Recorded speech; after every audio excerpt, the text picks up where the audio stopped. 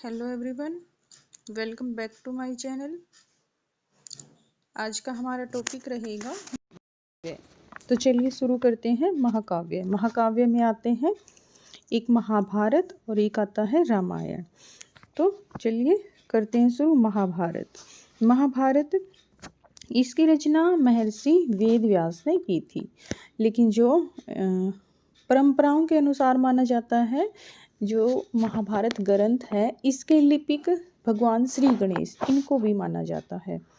और जो वेद व्यास है, इन्होंने महाभारत की रचना कहाँ पर की थी? उत्तराखंड के बद्रिकाश्रम, इसमें बैठ के महाभारत की रचना की थी।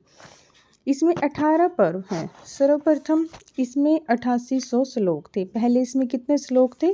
8800 श्लोक थे। तब इसका नाम क्या था? जय संहिता था। जब इसमें 24,000 श्लोक हुए तो इसका नाम भारत हुआ। गुप्त काल में 1,00,000 श्लोक होने पर इसे महाभारत सत शाहस्त्री संहिता कहा जाने लगा। गुप्त काल में इसमें कितने श्लोक हो गए? 1,00,000 श्लोक। तब इसका नाम क्या पड़ा?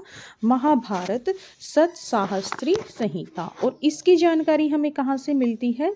जो गुप्त काल का है, महाराज सर्वनाथ, गुप्त संवत 214 या फिर 533 या 34 ईस्वी। गुप्त संवत है 214 और ईस्वी है 533 या फिर 34। इसमें मध्य प्रदेश का एक खोह से ताम्रपत्र मिला है, उसमें 1,00,000 श्लोकों का महाभारत का वर्णन मिलता है। 1,00,000 श्लोकों का किसका है? महाराज सर्वनाथ का। किसका है? महाराज सर्वनाथ का मिलता है एमपी के खोह से ताम्रपत्र। तो उसमें क्या दिया गया है? 1,00,000 श्लोक। महाभारत का सर्वप्रथम उल्लेख, सबसे पहले जो उल्लेख मिलता है वो कहाँ पे मिलता है? आश्वलायन ग्रह सूत्र में मिलता है। और महाभारत की जो तिथि निर्धारित की गई है वो क्या है? आर्यभट्ट ने मानी है इसकी 18 फरवरी 3102 बीसी बताई है। और इसी से कली संवत है जो उसकी शुरुआत मानी जाती है। महाभारत में शक, यवन, होण, पारसिक आदि जातियों का उल्लेख है। कौन कौन सी जातियां हैं? शक, यवन, होण, पारसिक। महाभारत को पंचम वेद भी कहा जाता है।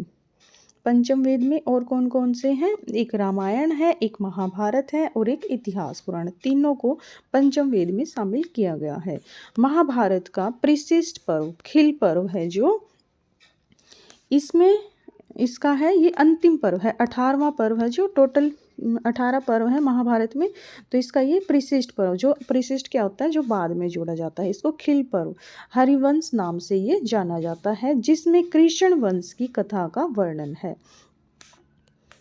भगवत गीता महाभारत के 6वें पर्व। महाभारत का 6वां पर्व है कौन सा? भीष्म पर्व। इसमें इसका भाग है भगवत गीता। भगवत गीता क्या है? महाभारत का 6वां पर्व है, भीष्म पर्व इसका भाग है। और भगवत गीता को स्मृति प्रस्थान भी कहा जाता है। शांति पर्व महाभारत का सबसे बड़ा पर्व है, और ये कौन से नंबर का पर्व है? 12वें नंबर का पर्व, शांति पर्व। और इसको शांति पर्व को राजधर्म पर्व भी कहा जाता है। महाभारत में वर्णित है कि अर्थ, धर्म, काम और मोक्ष के विषय में जो सब जगह है वह इसमें भी है, लेकिन जो इसमें है वह अन्यतर कहीं नहीं है। धर्म, अर्थ, काम और मोक्ष के विषय में कहा गया है, जो हर जगह है वह इसमें तो है ही, लेकिन जो इसमें है यानी कि महाभारत में है वो अन्यतर कहीं भी नहीं है। महाभारत में हस्तिनापुर के कुरु राजवंश का वर्णन है। और क्या दिया गया है? यदा यदा ही धर्मस्य ग्लानिर्भवति भारत अभ्युत्थानं धर्मस्य तदात्थानं सृजाम्यहम्। तो इसका मीनिंग क्या है? महाभारत के इस श्लोक का अर्थ है, जब जब धर्म की हानि होती है और अधर्म बढ़ता है, तब तब मैं आता हूँ। सज्जन लोगों की रक्षा के लिए, दुष्टों के विनाश के लिए मैं आता हूँ। धर्म की स्थापना के लिए मैं आता हूँ और युग युग में जन्म लेता हूँ। ये किसने कहा था? भगवान श्री कृष्ण ने। महर्षि वेदव्यास, इनके 3 नाम दिए गए हैं। महर्षि वेदव्यास है जो, एक नाम है इनका कृष्ण द्वैपायन। ये किस लिए कहा जाता है? द्वैपायन यानी कि द्वीप में पैदा होने वाला, कृष्ण द्वैपायन। दूसरा है वादरायण, वादरायण यानी कि बद्रीनाथ में रहने वाला वादरायण। फिर है वेदव्यास, वेदों का संकलन करने वाला, वेदों का संकलन किया इसलिए क्या कहा जाता है? वेदव्यास।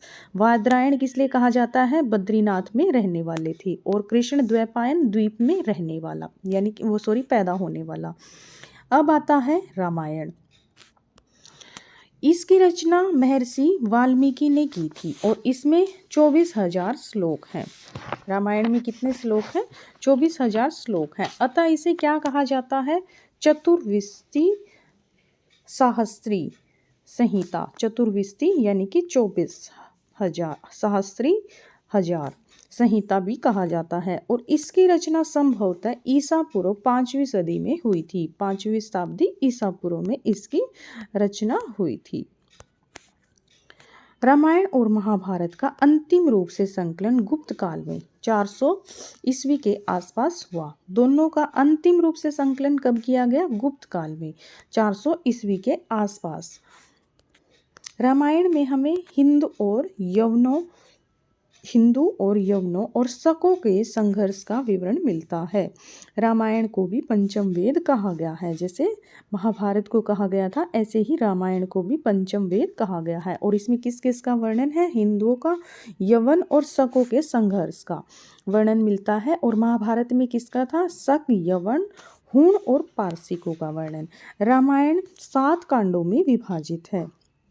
पहला कांड है बाल कांड, दूसरा कांड है अयोध्या, तीसरा अरण्य कांड, किष्किंधा कांड, सुंदर कांड, लंका कांड और उत्तर कांड। कितने कांड हो गए? 7। बाल, अयोध्या, अरण्य, किष्किंधा, सुंदर, लंका और उत्तरकांड। बाल कांड और उत्तरकांड जो पहला और 7वां कांड है, बाल है और उत्तरकांड है, ये इसके अधिकांश भागों को बाद में जोड़ा गया है।